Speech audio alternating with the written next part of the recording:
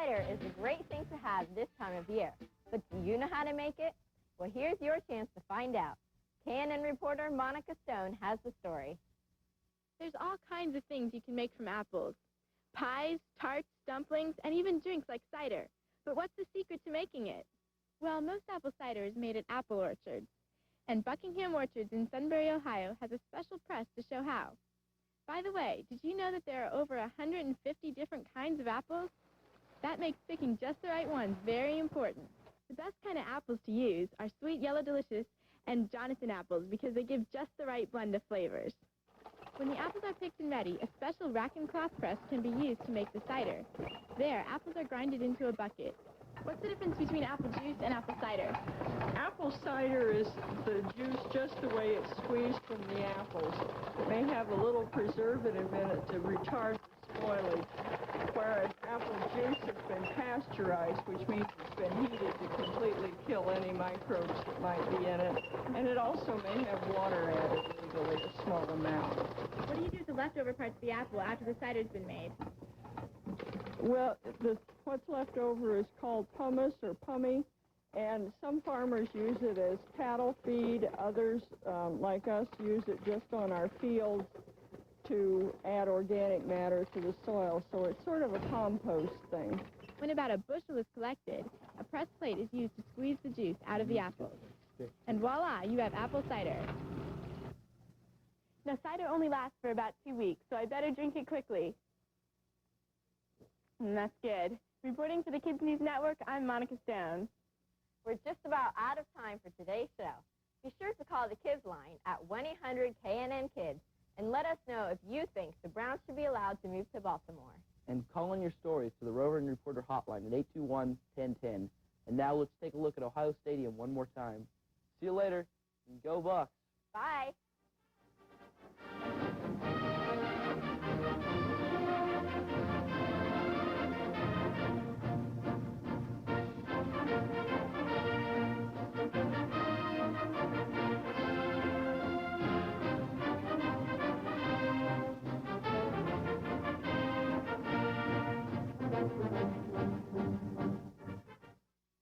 Over the last 61 years, the world has celebrated many big events, and Right Rod's been there for all of them. You believe in miracles? Yes! During Right Rod's birthday bash, we're celebrating 61 years of the finest floor covering at the guaranteed lowest prices. Perfected the bicycle.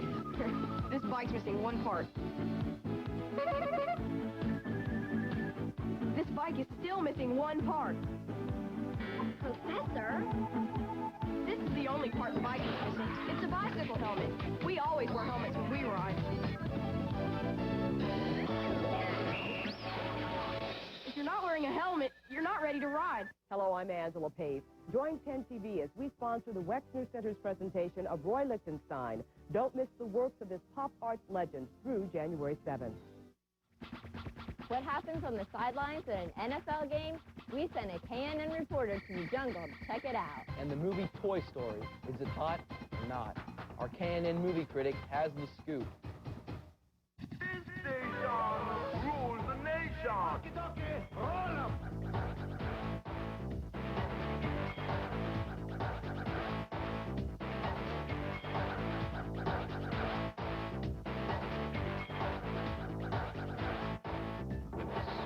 KNN.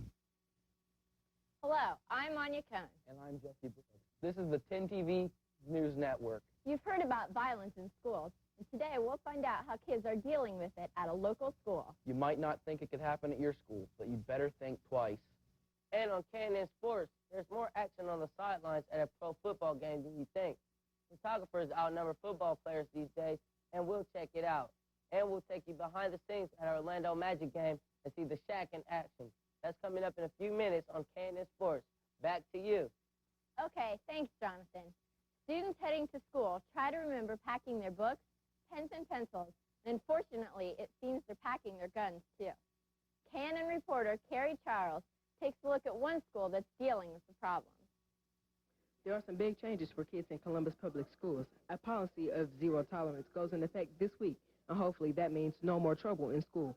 The second largest school district in Ohio plans to put police officers in 17 area high schools and some middle schools to stop the violence.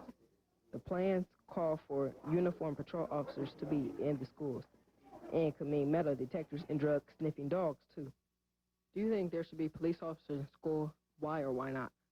Well, no, I don't think so because it wouldn't really affect it. It just make more kids nervous about police being down the hall from them. I think there should because people will feel a lot safer and some parents won't be so scared that something's going to happen to their children while they're at school. How would this affect your ability to learn? It still may not be good because people won't focus. It'll help me to be more safe and learn more, pay attention a lot. The high schools will also get probation officers to keep track of troublemakers. The new policy is the result of more and more incidents of kids bringing guns and knives to school. Just a few weeks ago, a new student showed up here at Crestview with a gun. With the new zero-tolerance policy, the school officials hope that won't happen again.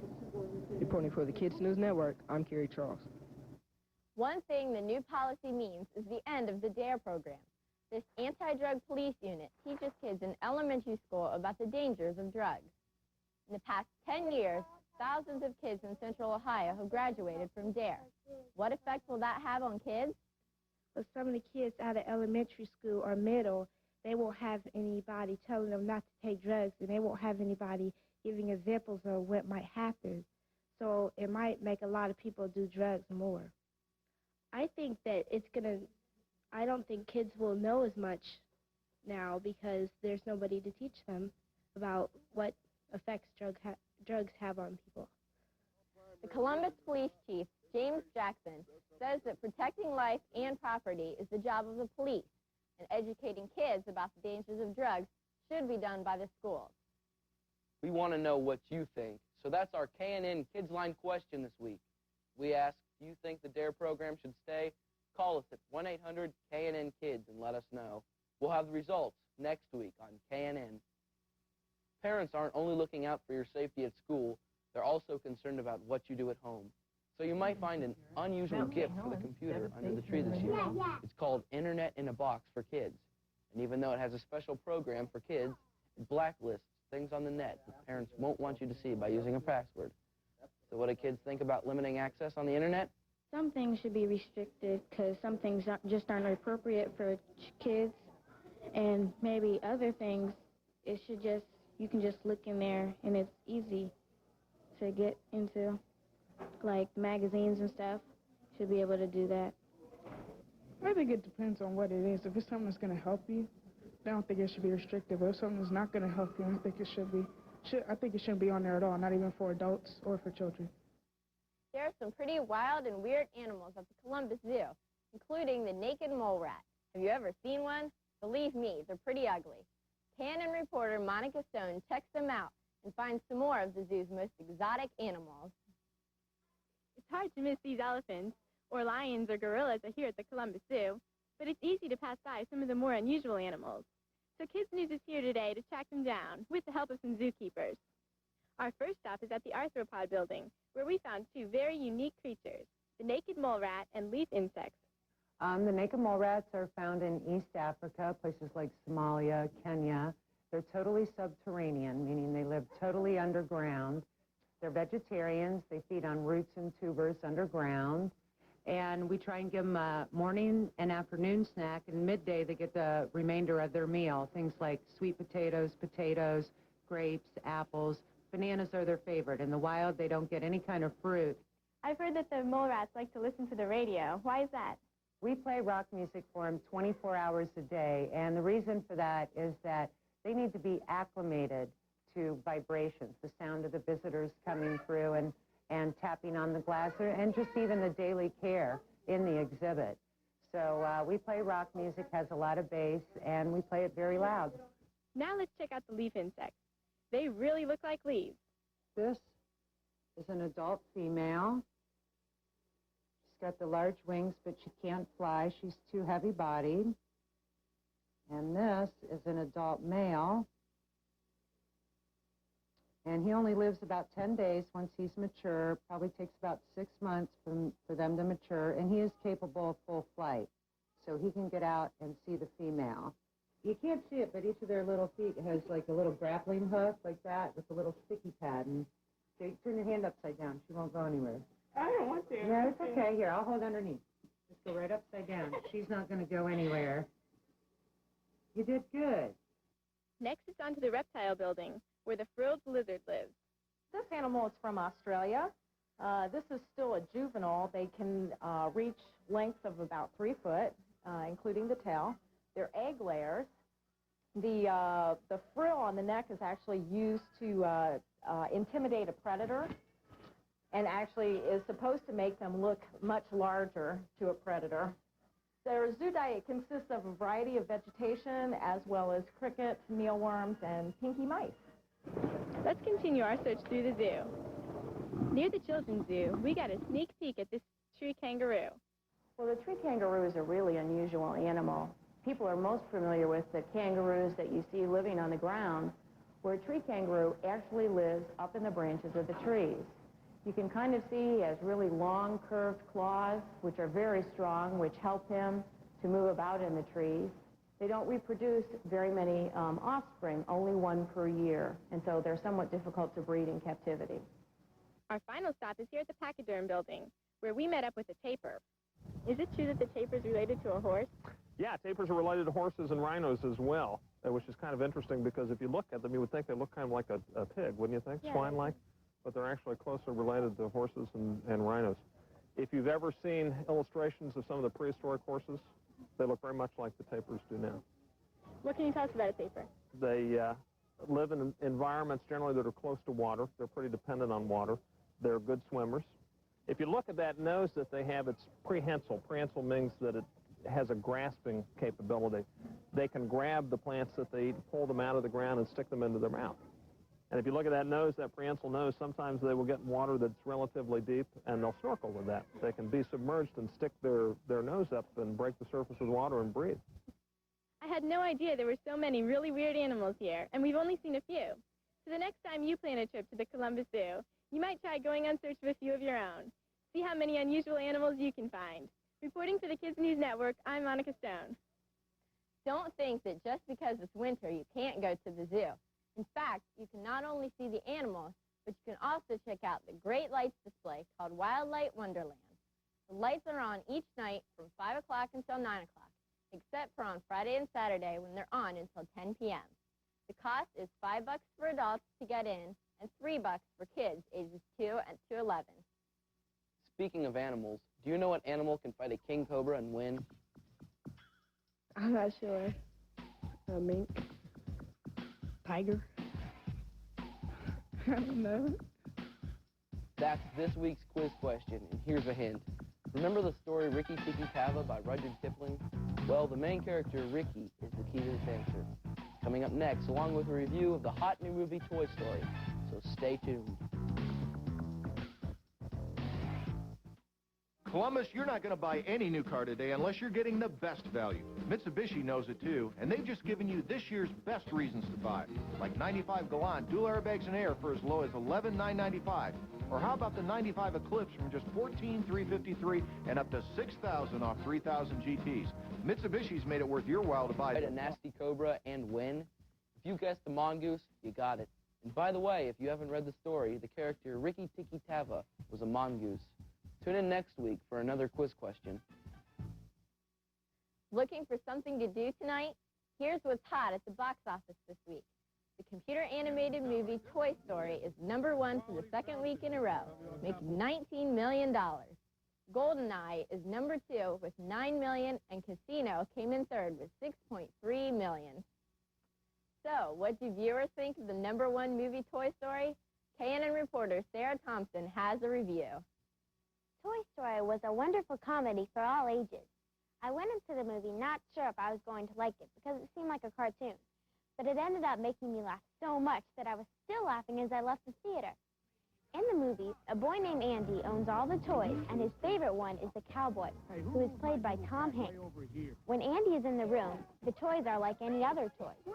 But when he leaves, they come alive, and a new adventure begins. Whenever Andy has a party, he often gets toys, and whenever he gets a new one, the old ones get jealous. Andy's favorite toy always gets Andy's name put on the bottom of its foot in permanent marker. Andy's newest toy thinks that it is from another planet, and he gets Andy's name put on his foot. And then the cowboy becomes really jealous of him because he doesn't get as much attention as he used to. Hey, what's that button do? I'll show you. Buzz Lightyear to the rescue. Hey, Woody's got something like that. His is a pull string. Only it sounds like a car ran over it. Oh, yeah, but not like this one. This is a quality sound system. Probably all copper wiring, huh? So, where you from? Singapore? Hong Kong? No. Actually, I'm stationed up in the Gamma Quadrant of Sector 4 as a member of the elite Universe Protection Unit of the Space Ranger Corps. I protect the galaxy from the threat of invasion from the evil Emperor Zurg, sworn enemy of the Galactic Alliance. Oh, really? I'm from Play School, and I'm from Mattel. Together, the toys go on a lot of adventures that are funny and sometimes sad. The computer animation really made this movie more realistic than a cartoon. I really enjoyed this movie, and I hope more computer animated movies come to the theater. So I give Toy Story 4 stars. Reporting for the Kids News Network, I'm Sarah Thompson. Are you the type of person that loves snow, or would you rather be soaking up the sun someplace warm? If you go for the sun and you like to have fun, then KNN reporter Julia Seta has just the ticket. How can you escape the winter blahs? Well, how about a trip south? Well, I'm here at the Disney store in Northland Mall, dreaming of a trip to Disney World. But what if you are really going to Disney World? Imagine having to decide what you're going to do with all your time. There are a lot of things to do, and usually not enough time. But there is help. A book called Birnbaum's Walt Disney World for Kids by Kids is available to help you plan your days. And did you know one of the kids who helped write the book lives right here in Columbus? David Bickle was one of 8 kids selected to write the guide for kids. How were you chosen as one of the kids to write the book? Well, I sent in a writing sample to the Birnbaum, the publisher of the book, and about a week later, we found out that I was chosen. If you only had one day to spend at the Magic Kingdom, how would you plan it? If I had one day, I'd go on all the rides that weren't very important, like all the rides like your brother and sisters and your other family would want to go on, and then save like the best rides like the roller coasters and the fast rides that the whole family agrees on and likes. Save them toward the end. Probably one of the best times, if you've already seen the parade, the electric light show, possibly go on a lot of the rides with the big long lines during the parade because no one's usually on them. What are the top 3 rides at the Magic Kingdom, and why do you like them? Definitely Space Mountain. Space Mountain is a really fast ride. It's a roller coaster, and it's very exciting, and it'll get your blood running. And Splash Mountain's pretty fun, especially with that dip at the end.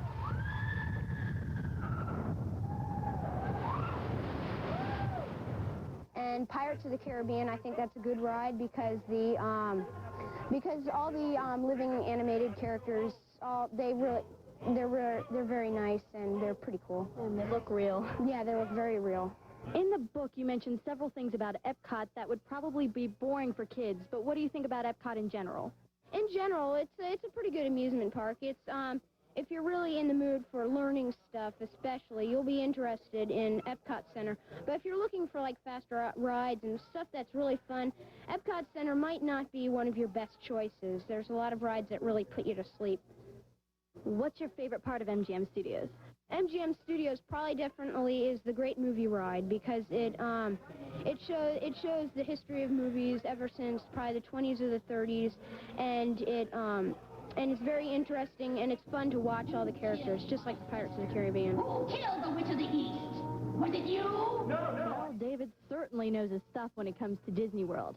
When I was down there in November, I picked up a tip myself. If there's 2 lines for a ride, the left line is usually shorter. Reporting for the Kids News Network, I'm Julia Seta. Disney and the American Film Institute just announced a new attraction at the Disney MGM Studios. It's a showcase of American filmmaking, and it will include displays focusing on the careers of movie greats like Steven Spielberg, Clint Eastwood, and James Cagney. There will also be some interactive displays that will teach visitors all about American film. My favorite part of the show, sports, is up next. But first, here's a sports brain buster of the week for all you pro sports fans. There's only one woman in the top 40 highest paid pro athletes. Who is she? The answer's coming up next, so don't go away. Plus, Don't miss a peek at some of the people behind the scenes at NFL games and an interview with the Cavs. Hey, we're back. So who is the only woman on the Forbes list of the highest paid athletes in the world? It's Steffi Graf. She made $7.5 million, and tops on the list was Michael Jordan, earning almost $44 million. No surprise there. Mike Tyson and Deion Sanders were also tops on the list. By the way, together, the top 40 highest paid athletes earned $500 million. Now that's a lot. Tune in next week for another Sports Brainbuster. Sometimes the hardest working people at a football game are not on the field, but on the sidelines. KNN reporter Ken George checks it out. It's a jungle. It's Riverfront Stadium, home of the Cincinnati Bengals. Today they play arch rival Pittsburgh Steelers. I just think it's more fun to come to a game than it is just to watch it at home. The intenseness of the game, it's a brutal sport. The Bengals beat the Steelers early in the season, but the Steelers are in first place and out for revenge. The Central Division has some pretty big rivalries, and this is one of them. Right now, the Pittsburgh Steelers are going through a pregame warm-up. These guys are huge. Riverfront Stadium is sold out for the 4th time in a row, but the Bengals have only won once in the jungle this year. But to Bengals fans, that doesn't matter. The Bengals strike first with a great run back of the opening kickoff, and it doesn't take long to get points on the board. Jeff Blake hits Darnay Scott for a 4-yard touchdown. That keeps reporters in the press box busy. Here are all the newspaper writers, radio, and TV types to keep track of the game and write their stories. Sidelines are all the photographers are. If you want to work the sides, you got to be tall. Hey, guys, down in front. Not all the action happens on the field. The photographers have to run up and down the field almost as much as the players. Their job is to catch all the action for viewers at home like you.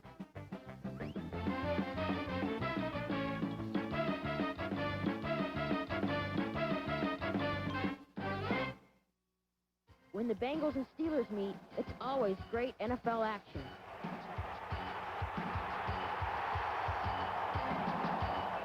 And the first half ends 24-13. But the Pittsburgh Steelers own the second half with 36 unanswered points. And the Bengals go down in defeat as the final score ends up 49-31.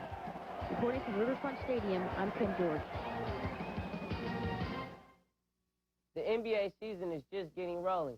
Basketball is a game of ball control, and the two top teams when it comes to not turning the ball over are the Cleveland Cavaliers and the Orlando Magic. When the two teams met last season, KNN was there. Julia Seta has the story.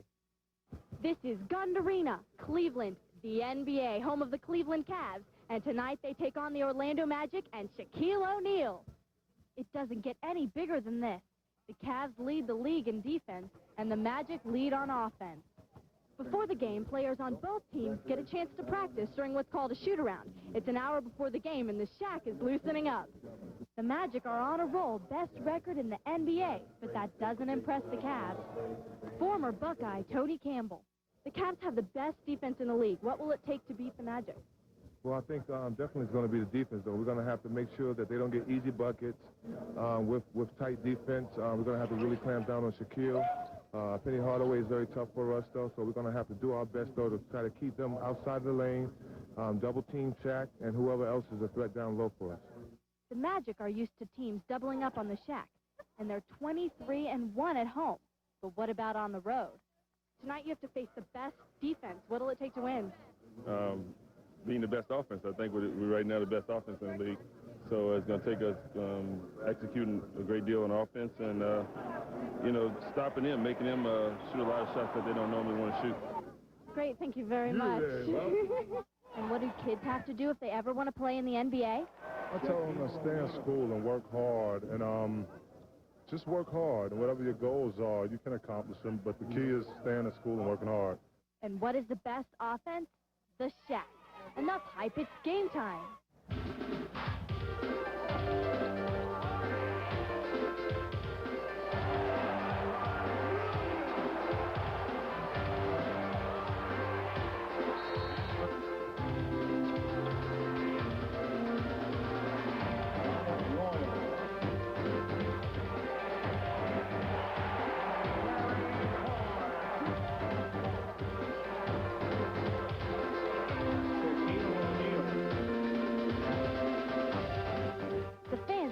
cheer on the Cats and to watch the Shack. And they weren't disappointed. Reporting from Gund Arena in Cleveland, I'm Julia Setta. The Shack has been sidelined this season with a broken bone. He'll be returning to the court soon. The Magic are holding their own without the Shack on the court as they lead the division. But the Cats could use help since they're in 5th place. And with that, I'll turn it over to you. Okay, thanks, Jonathan. If you're heading out to chop down your own Christmas tree, stick around. We'll be right back. Santa, Fred's doing it again. It's the holiday season, and that means it's time to get your house decorated for the holidays. For many families, that means getting a Christmas tree. KNN reporter Kim Myers follows that tradition. Christmas is the favorite time of year for most kids, and one of my most favorite things to do is to cut down a Christmas tree with my family.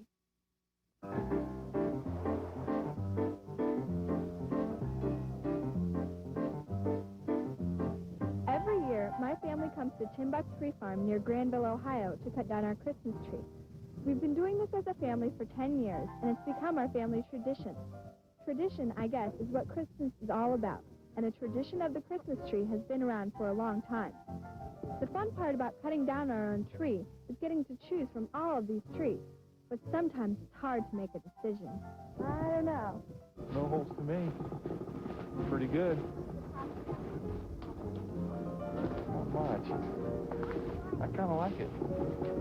Okay, we'll mark this one. I like this one. You like this one? Too. I like it better than the last one. Sure. It's got a little hole over here, but not much. Well, it's it's good and wide. Good base. That's tall, too. Yeah? Yes or no? Well, I got my vote. Is it going to fit? Well, if we get it home and we make it fit somehow. I think I'm cutting a little uphill. Okay, guys. Timber. There goes the song.